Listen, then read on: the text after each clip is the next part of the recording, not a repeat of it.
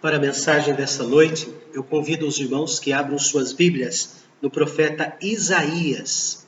Profeta Isaías, capítulo 45. Profeta Isaías, capítulo 45. E nós vamos ler apenas o versículo 22. Isaías 45, apenas o versículo 22. Mas eu peço que os irmãos mantenham o texto aberto, porque nós vamos ver alguns detalhes que antecedem o versículo 22. Nós vamos, de uma maneira breve, destacar algumas coisas importantes desse texto. Isaías, capítulo 45, versículo 22. Diz assim: Olhai para mim e sede salvos, vós, todos os termos da terra, porque eu sou Deus e não há outro. Esta palavra, esse texto, fez com que um jovem do século XIX, que passava pela sua cidade, caminhava de um lado para o outro da sua cidade, no dia 6 de janeiro de 1850, esse jovem passando em frente a uma igreja, vendo a luz acesa, ele parou na porta da igreja e o pregador leu exatamente esse texto: Olhai para mim e sede salvos. Naquele instante, aquele jovem entrou no templo, deixou seu casaco no lugar certo, seu chapéu, sentou-se no último banco e olhou para Deus. Esse jovem passou a ser considerado, depois do apóstolo Paulo, o maior pregador da história. Charles Haddon Spurgeon. Charles Haddon Spurgeon. Ele encontrou a salvação no Senhor Jesus. E aquele homem que estava pregando, que não era o pastor da igreja, não era o pastor da igreja, era um irmão da igreja que assumiu o púlpito aquele dia por causa da nevasca, foi um instrumento de Deus para trazer a salvação e ao reino de Deus e aos púlpitos, não apenas lá do século XIX, mas ainda os nossos púlpitos, a riqueza da obra de Spurgeon, proclamada em vários púlpitos, aqui mesmo. Eu tenho feito várias referências a ele e usado dos seus sermões. E este é um deles. Esta noite eu falo sobre isto. E busquei no sermão de Spurgeon o texto que ele usou, que foi usado para a conversão dele. Então Spurgeon diria assim: quem não fica desesperado quando perde os documentos, perde as chaves, a carteira? Às vezes nós saímos de casa, esqueci a carteira. O que eu faço agora? Eu não sei o que eu vou fazer agora. Ou então, onde estão os documentos? Cadê o óculos? Onde foi parar meu óculos? Eu preciso dele, eu tenho que achar esse óculos. A carteira está no bolso, os documentos junto com a carteira, as chaves estão nas nossas mãos e os óculos no lugar certo. Já não aconteceu isso? Comigo acontece sempre. E acredito que com os irmãos também. Os irmãos também. Parece que estamos olhando e não estamos vendo. Essa é a experiência de muitos. Olhamos e não vemos. As mulheres saíram da sepultura, tinham acabado de olhar que ela estava vazia. Olharam para o anjo, mas não viram o anjo. Depois, Maria olhou para Jesus e não entendeu que era Jesus. Mas o texto diz de uma forma imperativa: olhai para mim. Fixem os olhos em mim. Prestem atenção em mim. Nós fazemos isso na estrada, não é? Nós prestamos atenção na estrada quando a estrada é nova. Quando já passamos várias vezes por aquele trecho, às vezes passamos no automático. Quantas vezes já estou aqui? Cadê aquele trecho? Ah, já foi. Cadê aquele posto de gasolina? Ah, já passou. Parece que nós estamos onde? No mundo da lua.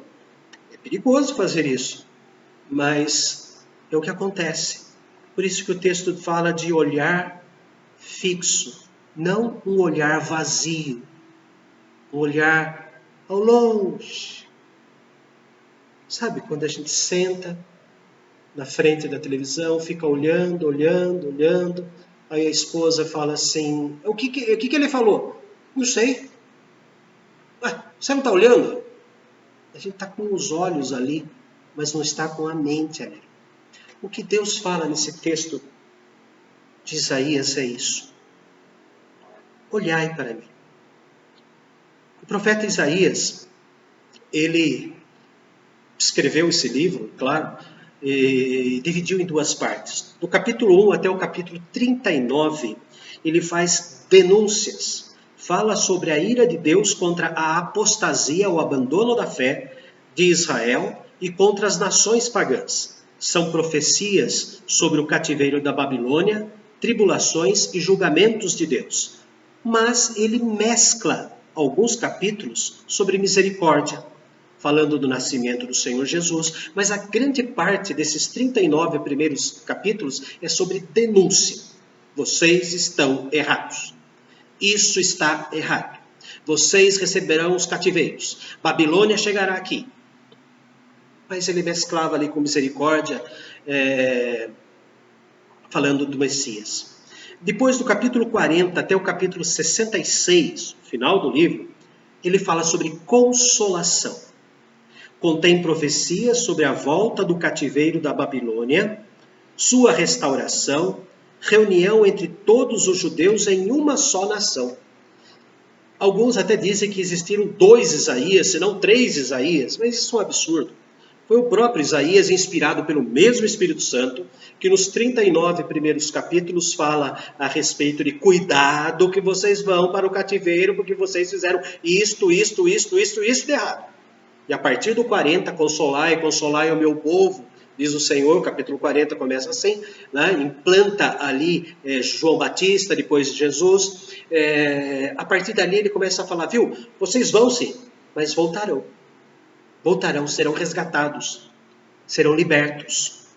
E aqui, neste capítulo 45, ele faz uma profecia lá no início, lá no versículo 1 do capítulo 45, ele diz assim, assim diz o Senhor, o seu ungido, a Ciro, a quem tomo pela mão direita.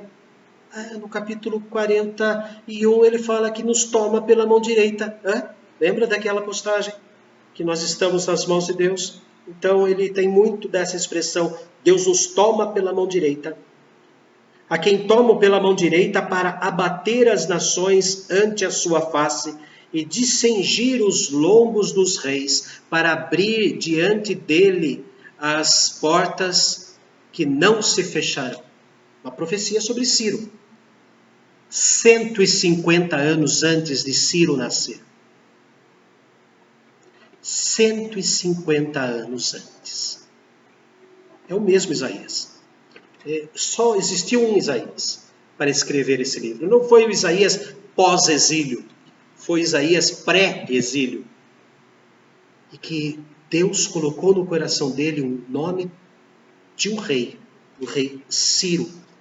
E daí ele vem discorrendo sobre o que o rei Ciro vai fazer. Mas quem dá forças ao rei Ciro, ao futuro, 150 anos depois, rei Ciro fazer, versículo 7, é o próprio Deus. Eu formo a luz e crio as trevas. Faço a paz e crio o mal. Eu, o Senhor, faço todas essas coisas. Tudo o que está acontecendo não foge das mãos de Deus. Não foge da aprovação de Deus. Não foge do domínio de Deus. Eu formo a luz e crio as trevas, faço a paz e crio o mal. Eu, o Senhor, faço todas essas coisas. Às vezes nós imaginamos que Deus é amor, mas Ele é justiça. Ele é o Deus de tudo. Do versículo 6 até o versículo 18, ele vai falar a respeito que Ele é o Criador, embora o povo de Israel e os outros povos tenham adorado as criaturas. Ele coloca assim, destilai os céus dessas alturas, e as nuvens chovam justiça. abrace a terra e produza a salvação, e juntamente com ela brote a justiça. Eu, o Senhor, as criei. Deus vai colocando que além de criar o céu, a terra, os animais e tudo que existe, Ele também cria a salvação. É um cântico de salvação para Israel. Chovam justiça. Vou fazer uma inundação de justiça. Historicamente aconteceu na cruz. Na cruz aconteceu a inundação, o dilúvio da justiça divina.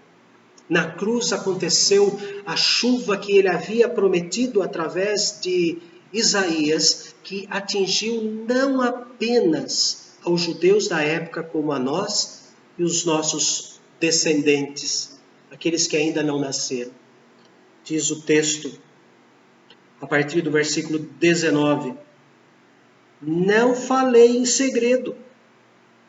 Não, ainda final do versículo 19, falo a verdade e proclamo o que é direito. Deus não chamou ninguém no cantinho e contou a sua profecia, mas ele colocou Isaías para proclamar em alta voz. E agora ele apresenta aqui no texto esta expressão, este imperativo, esta ordem: olhai para mim. O olhar que vivifica, o olhar que traz vida. O que significa o verbo olhar com referência a Deus? Spurgeon escreveu assim: admitir a sua realidade. Deus existe. O primeiro dos 5 significados do que quer dizer o verbo olhar aqui no imperativo, olhai, reconheça, admita que Deus existe. Ele é o Criador de todas essas coisas. Segundo, entronize Deus na sua mente e no seu coração. Faça Ele ser o rei do seu raciocínio, do seu entendimento, da sua lógica e também dos seus sentimentos. Entronize Deus na mente e no coração. Dirija suas orações somente a Deus. Só olhe para Ele no dia do desespero. Só contemple a maravilha de Deus no dia do desespero. Os irmãos notaram o entardecer nessa semana que passou? Coronavírus, um diz isso, outro diz aquilo, o presidente diz uma coisa, o ministro diz outra, alguém quer puxar o tapete.